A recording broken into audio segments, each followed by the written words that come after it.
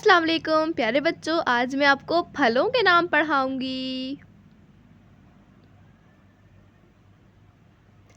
आम, आम,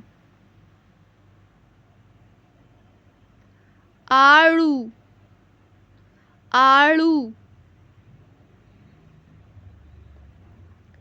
सेब, सेब, अनार, अनार, कीवी, कीवी, केला, केला, नारियल, नारियल,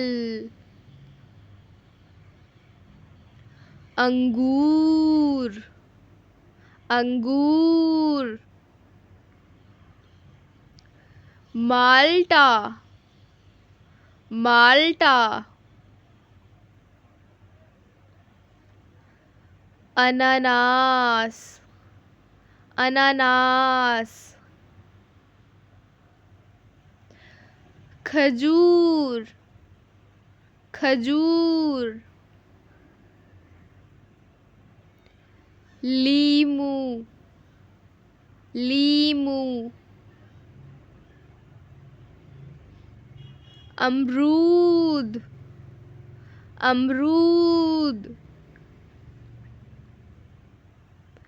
खुबानी, खुबानी,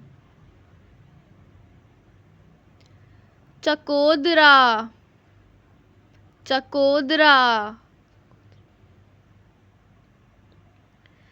एवोकाडो, एवोकाडो, नाशपाती, नाशपाती, लीमू, लीमू, आलू बुखारा, आलू बुखारा,